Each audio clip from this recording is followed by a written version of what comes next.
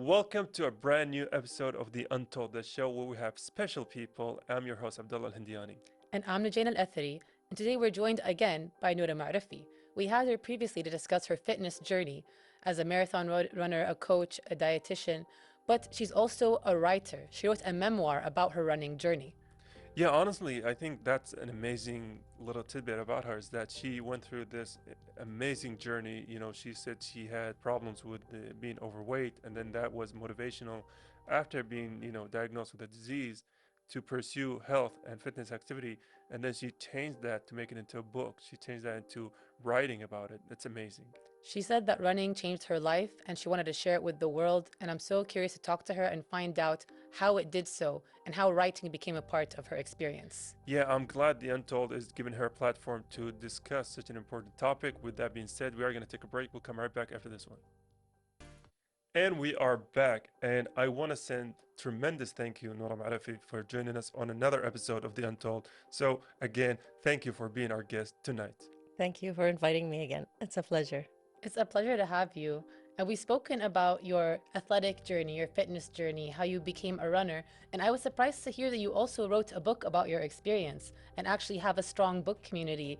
So I want to ask you before all that, what have you always been interested in books and reading?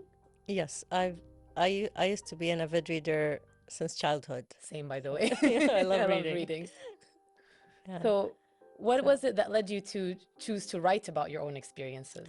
So this idea of me writing about my fitness journey has been there for a long time, since 2011, and I've been trying to write a book about it since then, but it somehow never worked out. And then later on, I discovered it was because my journey wasn't over yet. But so last year, I decided somehow after completing, it was during training for my first marathon, I decided that it's time that I finished this. The story needs to be told, and I need to write it, and people need to read it. And so that's when it all happened. I actually wrote it in 4 months. Oh, mashallah. Yeah. Well, that's quite fast for a book. Sometimes it can Yeah. take like a year or two to finish writing a book. Yeah, especially like you said, it was in the middle of the marathon because that Yes. also takes a lot of work, the training itself, and then you also mentioned the family aspect. You have a job, Yeah. so mashallah, to balance all of those together, it's an amazing effort. Yeah. Um, Well, I was surprised myself because I didn't expect to finish it that fast. But it really was like my editor, Dr. Shahid Al-Shimri, she was amazing at helping me to start the book and to finish it till the end. But before meeting her, I always had this impression where when you want to write a book, you have to, have a plan and then have a plot and then fill out all the, the pieces before starting actually writing, separating the chapters.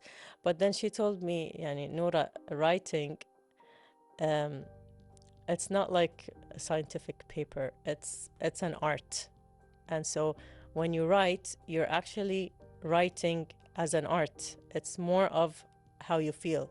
I never believed that until I wrote the book because it literally felt like something was over me, something compelled me, and it was just like write, let it all out, and it was just done. It was incredible. Well, I think your mentor had a great idea there because it's so true. People always mistake writing as a very methodical form, Yes, but it's a lot more chaotic than people realize. indeed. Because especially if you're drawing from your own personal experience, you have to wait for the creativity to hit, the flow, everything. I used to hate back in uni when I had to write things and they would tell me do an intro and outline everything. Yes, Because my brain doesn't work that way. I would have the ideas and I needed them to come out before I could properly sometimes decide the actual structure that I wanted. And I think exactly. everyone has a different approach to these kind of things as well. So I'm glad you were able to find your own. And I want to ask you, did the type of books that you read also, did it help structure how you wrote this book? Or did you read like very different books and stuff? Interestingly, while I was writing, I was reading at the same time. And you know how they say, if you want to be a good writer, you have to read. You Yeah. can't write without being a reader. And also, you can't write without writing. So before actually, starting this, I had already established, I've been journaling for 2 years. So I had that already instilled and on the go. So every time I was, I had to write 1,000 words a day. So the book I was reading at the time where I would be writing was really influencing my voice and my tone. And nobody probably would feel that except me, because when I read the book, I'm like, oh yeah, I was reading, The Myth of Normal at this time. I can tell by the way I wrote this. So yeah, it really does influence the way you write. So can you talk us through the books that you like to read mostly? That's a difficult question, because I'm at a phase in my life where I'm open to reading everything and anything.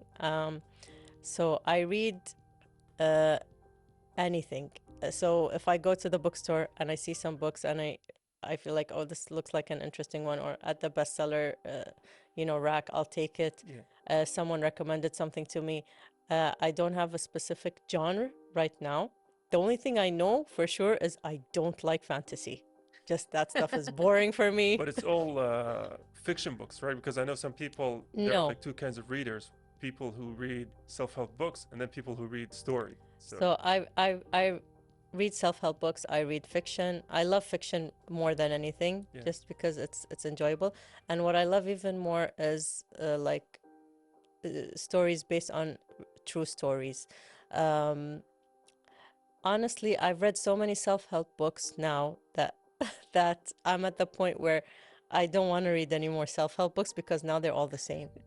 And it's like, oh yeah, they're all talking basically about the same thing. So I think when you've reached a stage in your life where you've already overcome and you've gone through that growth in your life, that the self-help department is just like, okay, you need to write the self-help department now. You write a self-help book instead of reading one. So that's where I feel I am now. So I've read several self-help books in the last year, and I'm just like, okay, I know this, I've done that. No. So I now put that on the shelf. So I have a book club. And so before we used to include some self-help books, and now I'm just like, okay, no, we're not doing that anymore. We're more focused on fiction right now. I mean, I agree with most of what you said, except for the fantasy, because I'm a big lover of fantasy books, especially growing up. I was all about the magical worlds and things. Like, even growing up, you weren't interested in any of that stuff? I used to love fantasy books, especially books about vampires. Yes, I think we haven't all read had a one in a phase as long a time. teenager with that. Yeah, but I don't know if I like. There's this book now that's really popular, Alchemized. I've heard about it. Yeah. Have you read 50 it? pages in, and I'm just like, I can't. I'm sorry. Okay, that's good to know, because it was on my list, but I haven't No, bought it. but the fantasy people love it. So Okay, I you guess should- I'll still keep it in mind. Yeah. Because I also have a broad, like, I can read self-help, I can read fiction. I love reading some science things sometimes.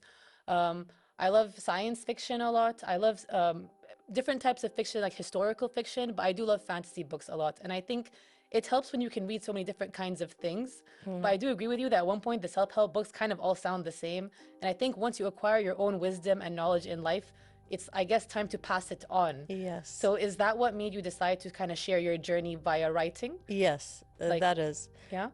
Before talking about that, I'm also in a phase where I love supporting local authors, local anything, or regional. And so now what I try to do mostly is to include books that are written by Kuwaiti authors or local, like regional authors.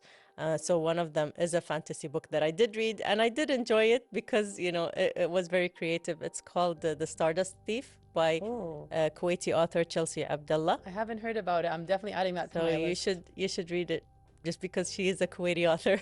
I'm so down. Like, I've read from some Kuwaiti authors, like some books that are out there, or the translated versions of some things, but I haven't heard about that one. So I'm going to get it on my list. I'll give it to my cousin as well, because she loves also supporting the local scene when it comes to this stuff.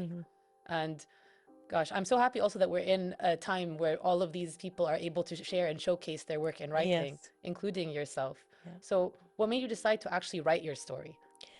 So like I said, I've always wanted to share my fitness story. Just because I felt like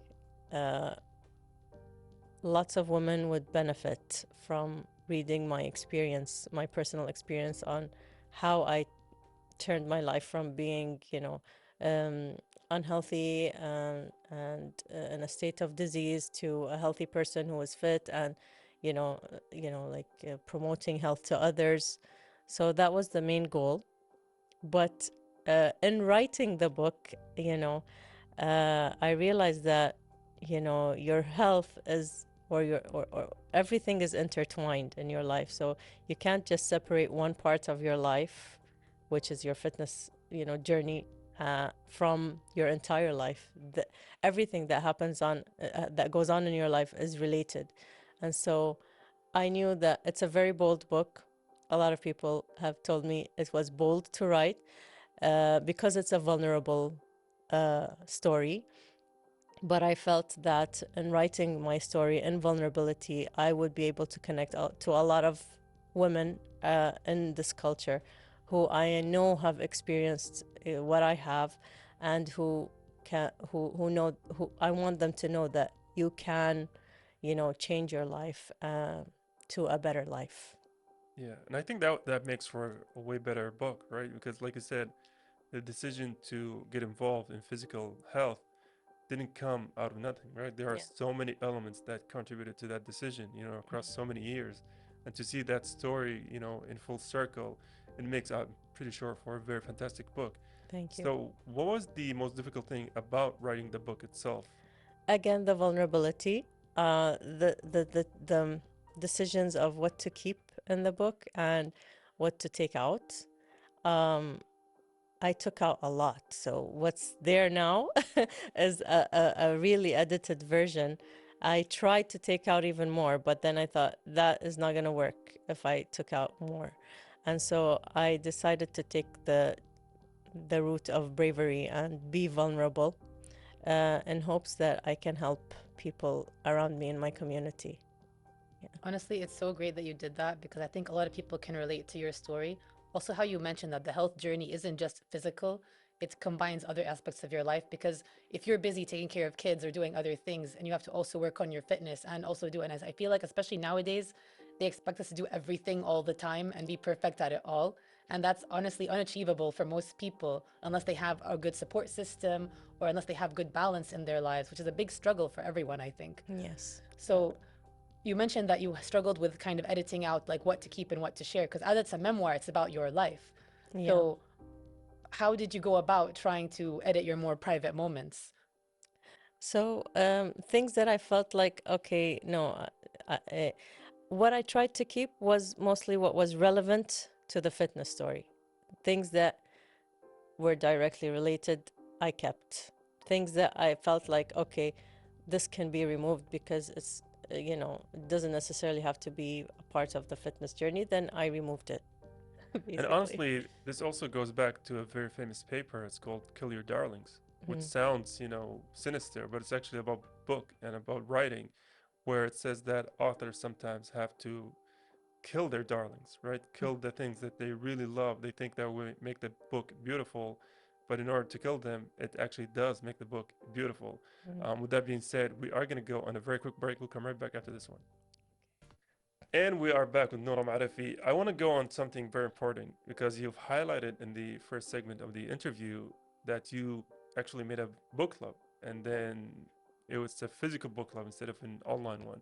So I want to go back to the details behind making such a decision. Like, what brought you to creating a book club? So, like I said before, I used to read since I was a kid. But then after being a mom and having kids, and life got busy, I stopped reading for a very long time. And I felt really bad about that because I felt reading to me is something very essential. It's like the exercise for the brain. So I was missing out on the brain exercise. And every time I tried to get back to reading after many years of stopping, I felt like I can't focus. It was hard to focus. It was hard to I'd have to reread sentences over and over again because I lost the practice. And so I started slowly. And I think like it would be nice if like there were other people who read and we'd, like get together and talk about a book. That would encourage me more to finish a book. But at that time when I was searching, I couldn't find any book clubs. So when I started when I was able to like read 5 pages a day, and then 5 pages turned to 10 pages, and I thought, wow, you know, I'm getting the hang of it now. Maybe I should start a book club since there's no other book club, and see who would be interested, you know. And that's how it started. And we started as 4 people, and now, mashallah, like we're like a big group. So, And interestingly, after I created the group, I found out that there are so many book clubs in Kuwait. I just didn't know about them. Well, I think when we were younger, there weren't as many as now. Also, back then you couldn't find them as easily, whereas now there are so many online spaces that you can link up with different people who share similar interests. Yeah. But your book club meets in person, right? Not Yes, online? we meet once a month, and we discuss a book that we choose. I usually set up the list a year ahead. Sometimes we change it. I make sure that I read the book before before I set it for the discussion, just in case it might be a boring book or a book that, you know, I feel like is not for a book club. And yeah, we meet, we discuss, we share ideas. It's a great community. and so Yeah. what type of conversations you've noticed that happen in the book club as opposed to when you're just reading the book by yourself or talking with a friend? Like, is it the critique difference? Does the, Yeah. yeah. So people have different perspectives, and the best part, like one of our book club members keeps saying, I love it when when we read like not controversial books, but books where each of us disagrees. Like some people hated it, some people loved it, and then there'd be like really heated discussions about why it was good or why it was bad. And so you get to see different perspectives from different people. You know, of a book that you read, maybe you never thought of it in the way that somebody else did. And so, you know, usually I prepare like some prompt questions, just in case that the discussion doesn't flow, then I'd have some prompt questions to prompt people. I mean, that's So, really cool. And I love how prepared you are with it as well. I think that helps the people in your group trying to get the same idea going, as well as just not the same book, but like the questions, the reading list, so that you kind of created the specific kind of vibe almost, even if people contradict each other. yeah. But I think a lot of people now, they do this kind of stuff online. A lot of things are on social media. You know, So I had no idea. I'm just telling you, I didn't know they do it online, but being all like maybe I'm so old school, like why would I want to, you know, sit online? I'd rather, you know, sit with people, you know, meeting face to face, having our coffee, enjoying our time, discussing, like it's community. Yeah. And also, Online is just so like, it's boring.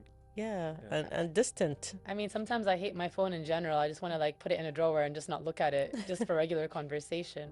But would you say that being able to meet people in real life allows you guys to connect a lot more than you would course. online? So now it's interesting because um, there was one book that was so boring, painfully boring, and it was too late for me to change the book. And they were all like wondering, like, Noura, why didn't you change the book? And I'm like, it was too late. So they all came, even though we all didn't like the book, but we all came because we are a community now. We just want to come and hang out and see each other and, you know, talk about how awful that book was, how painful it was to finish it. Yeah, I'd imagine when you have a book club dedicated for a book, whether it's bad or good, the fun part is the talking, right, with the other Yeah, people. That's discussion. Where, yeah, that's where a lot of the fun comes. And by the way, just in addition to the idea that I love supporting Kuwaiti authors, so we have brought several Kuwaiti authors into our book club. We've done interviews with them, and they've shared their know-how or the way, like their story of how they wrote the book. We've had Dr. Shahad al-Shimri talking about her books. We've had Butayn al-Isa. That's the highlight, actually, is when you get to listen to the author talking about how they came up with the idea and the story behind the, you know, how they wrote it, and it changes the entire perspective of the book. So do you gravitate toward Arabic books or English books, or depends? So my book club is an English book club. Hopefully this year we are going to start to do Arabic books 3 times a year for the Arabic readers, but I'm very proud to say that my book club is a very diverse and it's a mix of international people from all over the world. So we are mostly English readers, English book readers. However, there is a part of me that wants to support, my cultural background and to have Arabic books as well. And so this is why this year it's our aim to have that offered as well, and maybe a different community will show up in offering that. Honestly, I think it's so cool that you're doing that. Even the fact that you bring these authors to the book club, allow them to talk about their books, showcase their different talent, and you bring the people together. Well, that's a really amazing thing that you're doing. And I love that you created this space for people. Do you find yourself learning from the people there a lot as Of well? course. I learned so much from my book club. A lot of things. We're a great community of people who have different talents and from different, backgrounds, and we learn from each other so much. So, yeah. And so you did mention before that you picked the books, based on a year ahead, I would say, and they are kind of books where you gravitate toward or you think they're going to make a good conversation. And so how do you choose those books?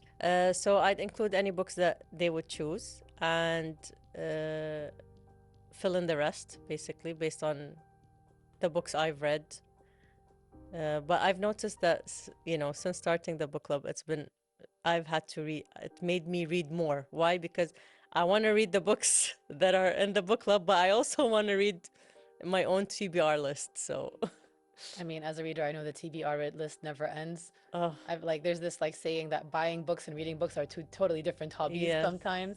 And even whenever I think I'm close to finishing my pile of books, I end up with a whole new pile because I just had to go buy these new ones that I saw. Because it's just so fun to have physical copies of Yeah. books and enjoy them.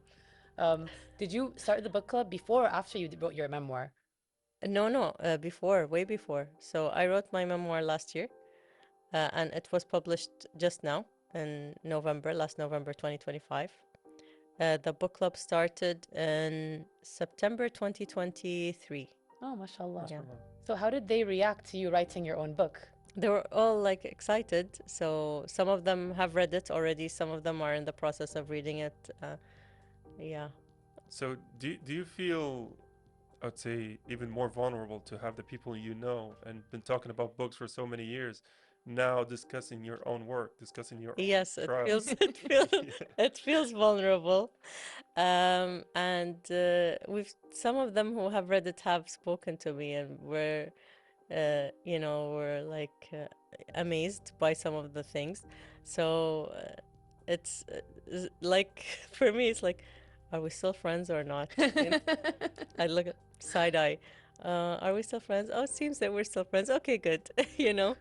But yeah, there is that fear that I will be judged. But I knew that from the start of writing the book. And as I said, I have a message from writing this book. So nothing ever stopped me from meeting my goals.